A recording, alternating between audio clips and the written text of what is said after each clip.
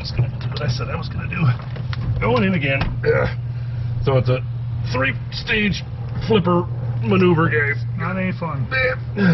Especially when you've had fusions all in your spine. Yeah, I don't know about that. Yeah, I gotta go a little bit. There we are. Oh yeah, now that's super comfortable. See that? Nothing to it. Alright guys, well today on this episode of M3 Off-Road we are going to look at how to install the Wet Sounds system that they teamed up with Can-Am on. Really nice clean setup. We've got the speakers in, we did the sub system, everything's all installed, sounds great. We love it so far. We're going to go ahead now, we're going to break and we'll show you guys how it all got installed.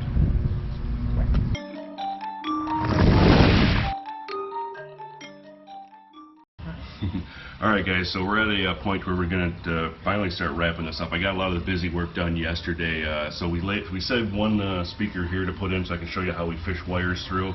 The back is really nice and clean, all the wires are hidden, awesome mounts, looks good. One of the things you're going to have to complete this job, guys, is the threaded rivet screw expando thingy. If you don't have one of these to put these type of threaded certs in... It's a technical term. Yes. You can actually search that in Amazon as I said it. So these actually will expand these and put these in the holes. When you get these Can-Am, they're not in there, but they send them all the inserts actually in the kit. So 19 bucks on Amazon, that's the best tool you can get. Get it. Yeah, if you want a Can-Am, it's kind of important because just about everything has those on them. So for now, I'm going to go ahead and grab this front speaker. And I'm going to show you guys how we fish this through and get it mounted. It's pretty nice. I already did the other front one up there. What's left at this point, we're going to mount the head end unit, which actually Can-Am already has it molded into the front firewall. So that's awesome. So we're going to grab this little head end unit afterwards. Just nice and small little deal. Everything's all clean. Couple wires. Yep, not too bad. We got one that you got your rear speaker, front speaker outputs. Everything's got nice factory connectors. The blue wires are for your remote input, and then for the subwoofer, I went ahead and got the big subwoofer for the glove box. And we'll talk about storage later. I know that's what concerned a lot of you guys. And then just basically positive, negative power for the sub, and that's about it. This is why plug and play is the way to go. Yep. We haven't listened to it yet, but from just the install process and everything, it's definitely worth the money. Can-Am did a great job. So the little control unit goes into your center console area. They already had the template drilled out in here with little dots so you could get your holes where they're supposed to be. So nice setup. So alright guys, so on these front ones, to get the nice clean setup, you have to start feeding the wire from this hole up here just past the front cross member, and you got to get it all the way down out this little tiny hole at the bottom. It seems daunting, but it's really nice because Can-Am actually stamped these other holes for your windshield, so you can do this in stages. So I have a nice little piece of semi-thick wire, maybe 12 inches long. That's really all you need. You take this, and you'll see how quick and easy this is. I put a little bit of a bend on it, so when you come through this hole, you're going to just nice and easily fish it through, and then turn it a little bit, boop, see, it came right out. Easy peasy. Go ahead and bend them over so you don't lose your lead. That's what she said. Get yourself a little bit of black tape like this right here, and you're going to want to do it this way so it pulls through nice. Get your little black tapey on there. What you want to do is cover the ends so you don't really have a snag point, because if something gets hooked up in there and you tug a little too hard, you're going to just lose everything. So kind of help it through. A little bit of action here like this. Boom. And you got stage one done. So at this point what I like to do is go ahead and get the speaker mounted up on the top. That way you have all this extra to help. Alright, so we're going to go ahead and mount this now, guys. Just a 16 and 35 millimeter Torx T30. I loose mounted this bracket here because this actually goes and runs over top of a tab on the frame. But this bracket here on this long side, you want to go ahead and tighten these because once you get it on, you can't get to these actual screws. So now I'll set my T30 down. We're going to go ahead and bring this up. We're going to feed the rest of our cord through until we get it all the way to its home location, which is right here. We're going to get this little tab on top of the mount right here. See this little guy right there? So it's still loose mount. And then we'll take our little Yep, our little 16 millimeter goes on this side, where we put in one of those custom rivet thingy-doos. And then the other one comes up from the bottom, 35 millimeter goes into the other one that we pre-prepared. Light's not so good over there. Oh. Yeah. No, it's the outside. It's, So then you just go ahead and snuggle up a little bit at a time so it goes into its home. put it about 25 lumens. Yeah, you don't want to go too tight because these all have a little patch of thread locker on them, but you do want to get them tight enough where they're not going to come completely loose and cause your rattles. So then once you get the two set, you go ahead and tighten up this top one. Yeah, we don't say foot-pounds. It's more fun to say lumens. Yeah, Newton pounds. Alright, so nice and snug, so that's it. So from here, we're going to go back and start refishing again. Once you got that little hook in there. Oop, I don't want to point in the opposite way. Just going to go down nice and easy. And if you see it off on the side, twist your wire and it should turn. Play with it. There it goes. Boop, popped right out. No problem. Same thing again. Don't tug too hard. Kind of feed and pull at the same time. And you're in. Now the one hole that I thought was going to be daunting was this tiny hole down here at the bottom. You do have to pull one of your roll cage mount bolts out so you can get it through there because it'll be right in your way if you don't. But what's nice is you got another little access hole right here, and I can literally see out that one. So it's really not that far, so it just took like seconds. Same thing again. We're going to pull that through. Easy peasy. No problem. Got it. So now this is going to be, so there's really no way you would think that we could just sneak right down through this little passenger hole or passage hole right here and pop out into the dash, but no, that actually falls in front of the firewall, so it's not where we want to go. The instructions actually tell us to bring this over in and tie this off to something in the front hood bay and meet in the middle because the front wiring harness actually goes through the electrical boot up to here. Alright, so after you feed this through, you're going to have these two little pins. Can-Am deliberately keeps the connector off so you can get it through all this stuff, which is really nice. They don't really straight up tell you which one is one. They say A and B, but there's no A and B on here. So you're going to look on the tiny little front, there's a 1 and a 2. The red positive terminal goes in number 2. They only go in one direction, so if you put them in wrong, see, it'll stop. It won't let you go anymore. This actually has to be recessed, so just flip it 180 degrees. Wiggle it around and you'll, oop, I pushed the lock in on accident already.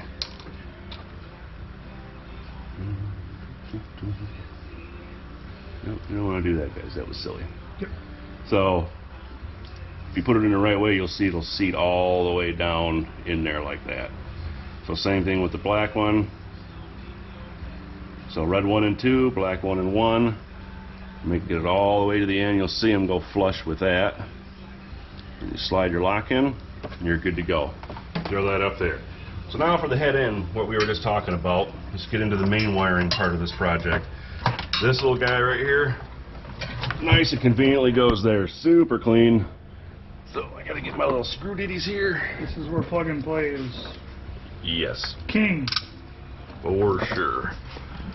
So they already have it pre-drilled.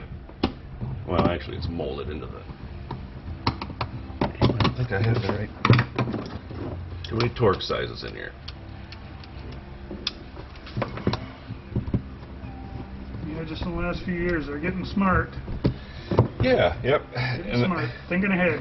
Nobody likes to start cutting into wires and stuff on their new machine. So No. This is what I like. They already, get it all set up for you, and it's meant for your machine.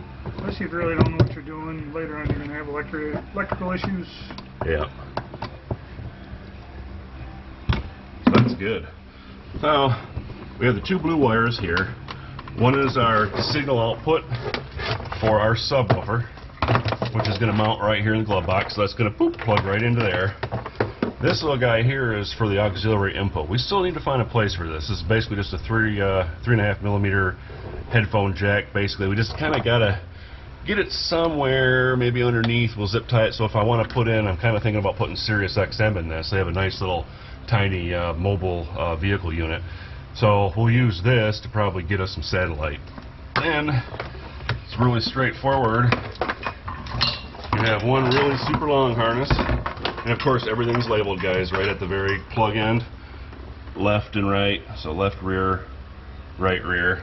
So this one's going to come all the way back down this tunnel and follow our main wiring harness here, and we'll zip tie this all in until it comes back,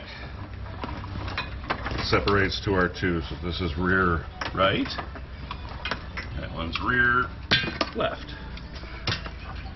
and we'll hide those here in a second. Now the front ones, we got to get them through. There's a main passage here that goes through the firewall. A little rubber booty here. Right there. Yep, there's a zip tie on the outside that you have to cut, so you've got room to push this through.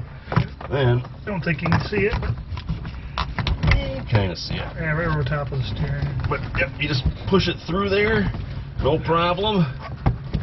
The whole mess. And then you'll see it up front, hopefully, maybe. Hopefully. Because it's so dark up here, well, I can get it from this side and pull it up. Pretty tough to see. Right there. Here, can you pull that really slightly as I... Probably get it there. So yeah.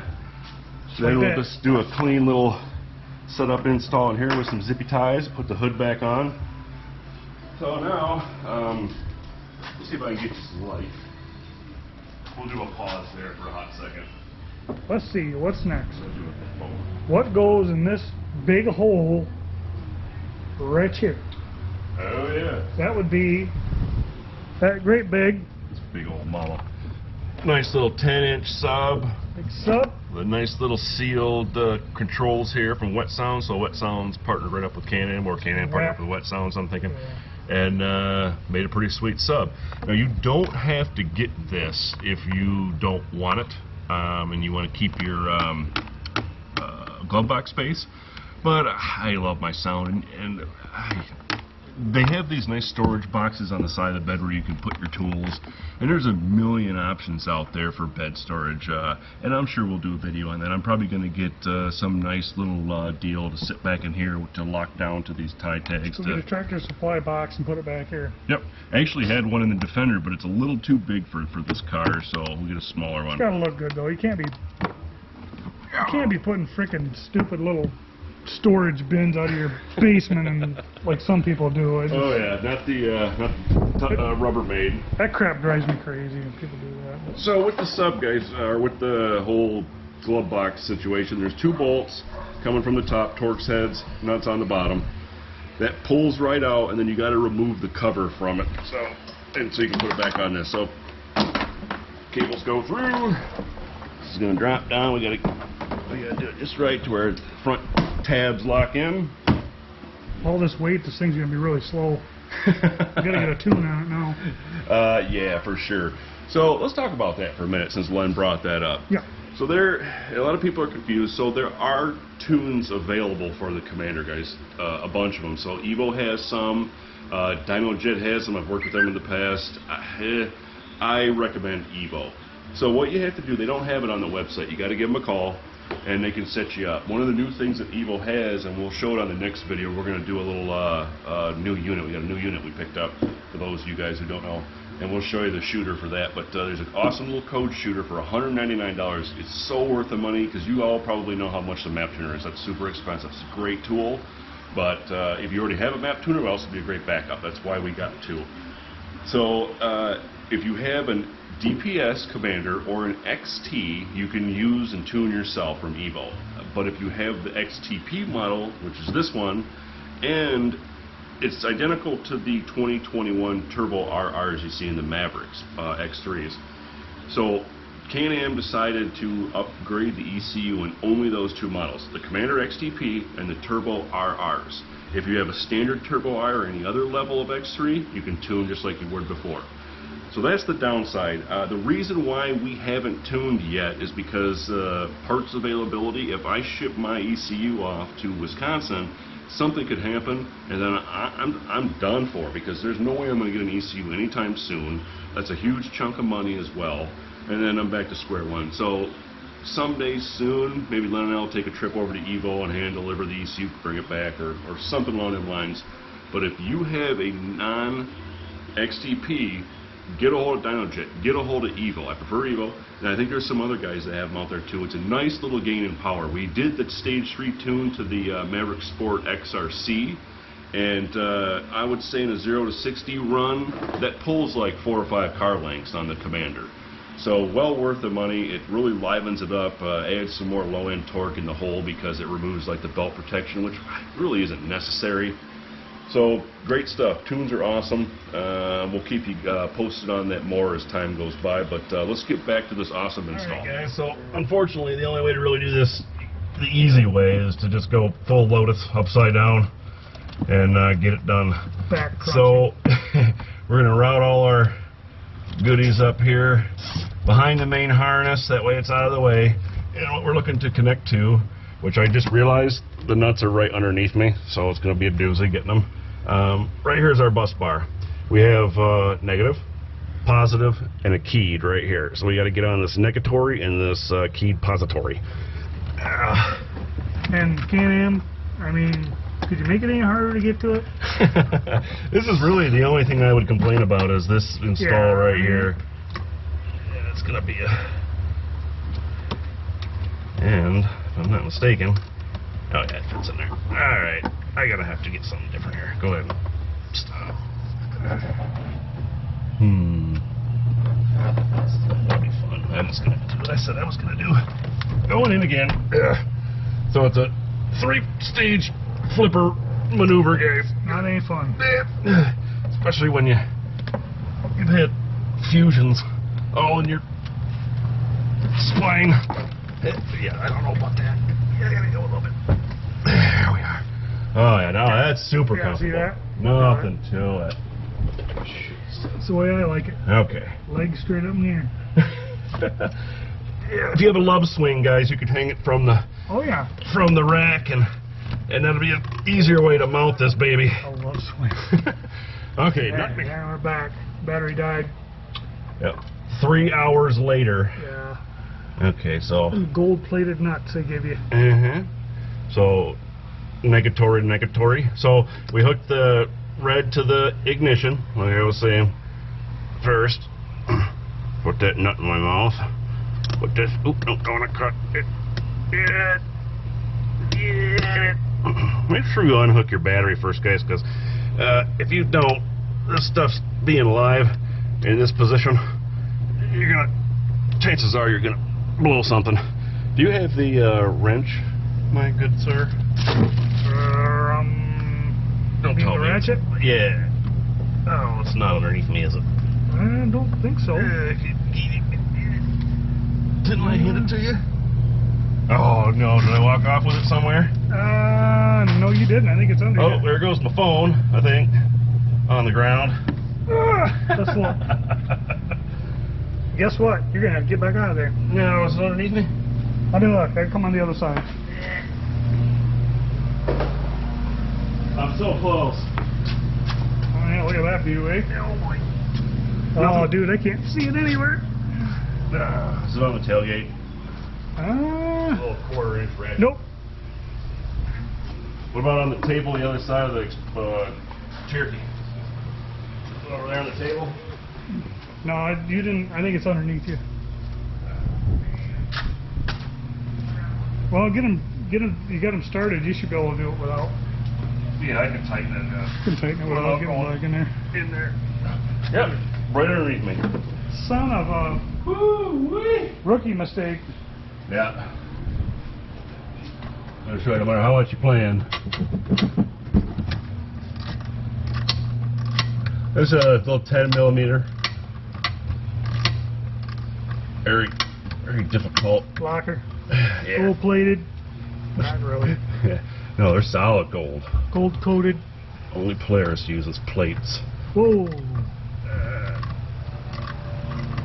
There we go.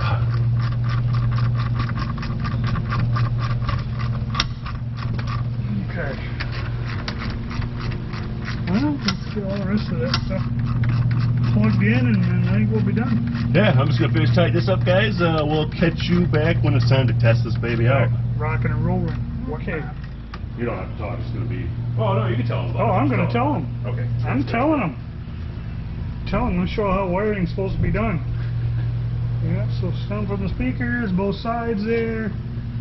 They give you lots of extra because it probably fits the 4-seater too.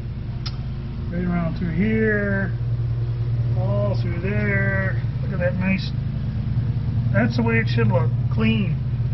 If it looks like a frickin' bird's nest, you did it wrong. Just saying. But that's what plug and play offers you. Just nice fit. And we'll put it back together and let you know what it sounds like.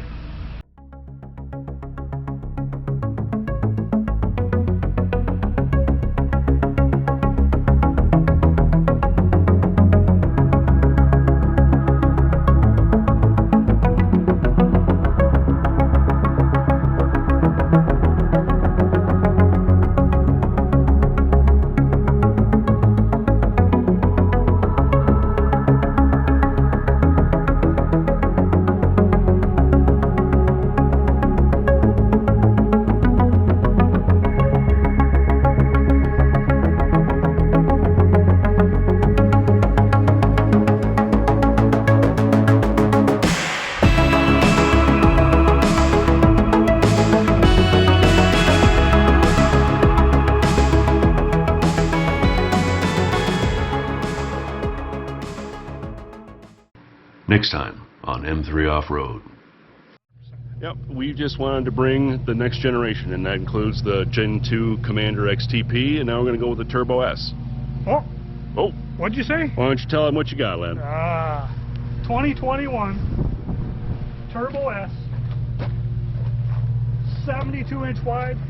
Anything less than 72, don't fool with it. No, I'm just kidding. no. What were your two requisites when you went to look for your new machine?